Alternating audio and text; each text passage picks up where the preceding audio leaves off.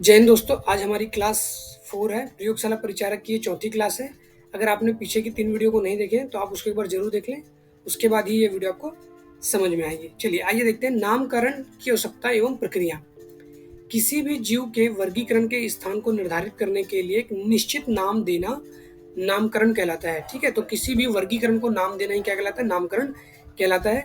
किसी भी वस्तु को, जीवों को विभिन्न क्षेत्रों, स्थानीय भाषा व बोली के अनुसार पुकारा जाता है। जैसे कि आलू को तमिल में उरुलैंकी लैंक, हंगू, या मराठी में बटाटा, हिंदी में आलू कहते हैं और अंग्रेजी में पोटैटो कहते हैं। अगर ऐसी ही चीज़ों के अलग अलग नाम रहें तो लोगों में कन्फ्यूज़न हो जाएगा कि आखिर इसको किस नाम से पुकारा जाए।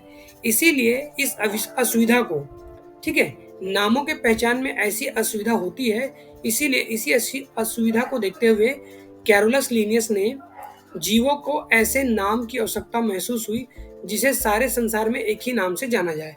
ठीक है, इन नामों को हम वैज्ञानिक नाम कहते हैं। इसीलिए वैज्ञानिक नाम जीवों के दिए जाते हैं। क्यों? ताकि अलग अलग क्षेत्रों में अगर उसकी स्थानीय नाम हो तो इससे समझने में कोई दिक्कत नहीं होनी चाहिए। इसीलिए वैज्ञानिकों ने इनको पूरे संसार में एक ही नाम से जानने के लिए वैज्ञानिक नाम दिए हैं। चलिए आइए देखते हैं। प्रत्येक जीव का नाम 2 शब्दों से रखा जाता है। तो ध्यान दीजिएगा, प्रत्येक जीव का नाम 2 शब्दों से रखा जाता है जिसे द्विनाम पद्धति कहा जाता है। ठीक है, इस पद्धति के अंतर्गत क्या होता है? प्रत्येक जीव का नाम, जो पहला शब्द होता है वो वंश होता है। ध्यान दीजिएगा, बहुत इंपॉर्टेंट लाइन। जो पहला शब्द होता है वो वंश होता है और जो दूसरा शब्द होता है वो क्या होता है? जाति होता है। यहाँ से क्वेश्चन कथन और कारण वाले में ये बना सकता है कि पहला नाम जाति होता है तथा दूसरा शब्द जो होता है वो वंश होता है। तो ध्यान रखिएगा, पहला वंश और दूसरा जाति।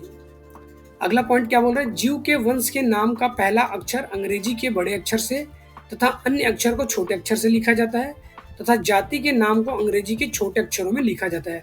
तो याद रखिएगा, वंश का जो पहला अक्षर होता है वो हमेशा कैपिटल होगा और जाति का जो अक्षर होगा वो कैसा होगा? छोटा होगा।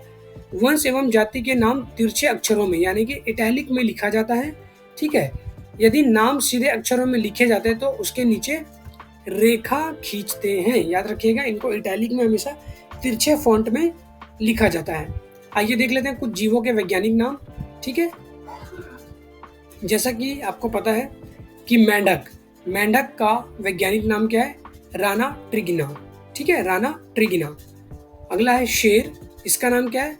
Panthera leo, Panthera leo. अगला है गौरैया, है ना, गौरैया को क्या बोलते हैं? पैसर डोमेस्टिका, पैसर डोमेस्टिका। ठीक है, अगर कुछ आपको कंफ्यूजन होगा तो बाजू में हिंदी में नाम लिखा हुआ है, आप यहाँ से देख सकते हैं। मनुष्य का नाम क्या है? Homo sapiens, Homo sapiens. तो आप यहाँ पे ध्यान से देखेंगे तो आपको दिखेगा जो ये पहला लेटर है, ठीक है, ये कैपिटल पे बना हुआ है, मतलब ये किसको दिखा रहा है? ये दिखा रहा है उसके वंश को। ठीक है, और दोनों के बीच में देखिएगा यहाँ पर गैप है। ठीक है, ये यहाँ पर गैप है, मतलब इसका जो पहला वर्ड है वो हमारा वंश है और जो दूसरा वर्ड है वो क्या है? हमारा जाति है। तो राना उसका वंश हो गया, पैंथेरा वंश हो गया, पैसर वंश हो गया और होमो जो है वो वंश हो गया। ट्रिग्ना, लियो, डोमेस्टिक और सैपियंस, ये सारे के सारे क्या हो गए? ये उनकी जाति हो गई।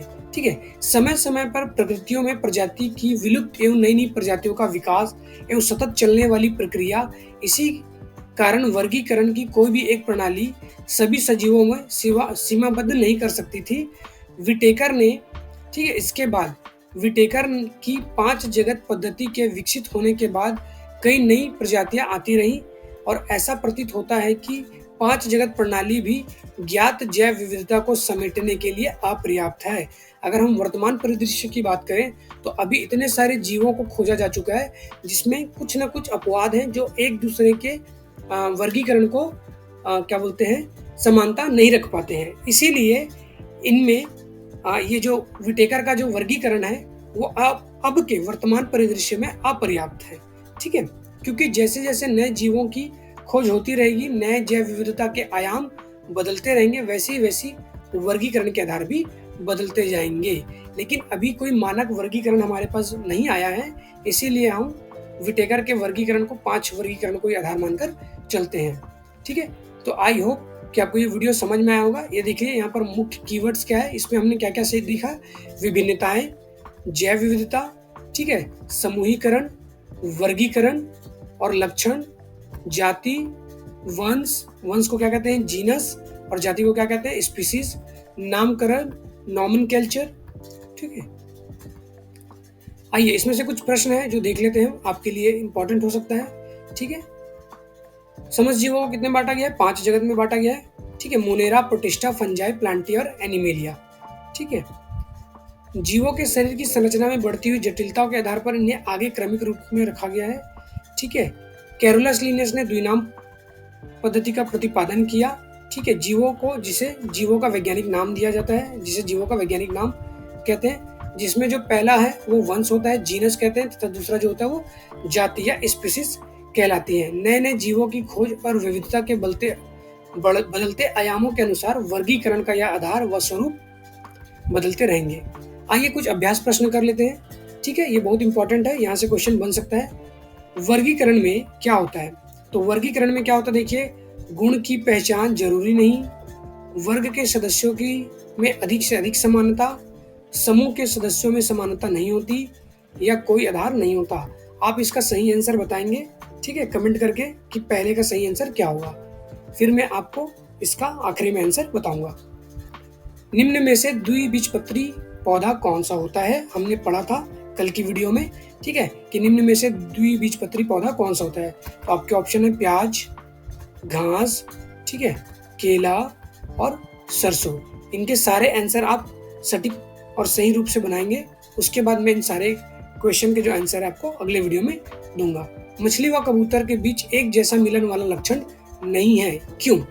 क्योंकि धारा रेखित शरीर होती है इसलिए, या अंडे देने वाला होता है इसलिए, कशेरुकी दंड की उपस्थिति होती है इसलिए, या पंखों की उपस्थिति होती है इसलिए। आइए यहाँ से इंपॉर्टेंट क्वेश्चन भी बन सकते हैं। समूहीकरण व वर्गीकरण की प्रक्रिया में आधार चुनना आवश्यक होता है। जगत में प्रोकैरियोटिक जीव को शामिल किया जाता है, तो प्रोकैरियोटिक जीव में कौन आएंगे? मोनेरा। ठीक है, 5 जगत का वर्गीकरण किसने दिया? तो आर.एस. विटेकर ने। ठीक है, तो आई होप दोस्तों कि आपको ये वीडियो बहुत अच्छी लगी होगी। अगर ये वीडियो बहुत अच्छी लगी हो और चैनल में नए हो तो चैनल को सब्सक्राइब कर ले और वीडियो को लाइक कर दें, और इस क्वेश्चन के आंसर जरूर कमेंट करके बताएं, ताकि मैं आपके लिए नेक्स्ट क्लास जल्दी से लेकर आता रहूं। धन्यवाद। जय हिंद, जय छत्तीसगढ़। जय हिंद दोस्तों।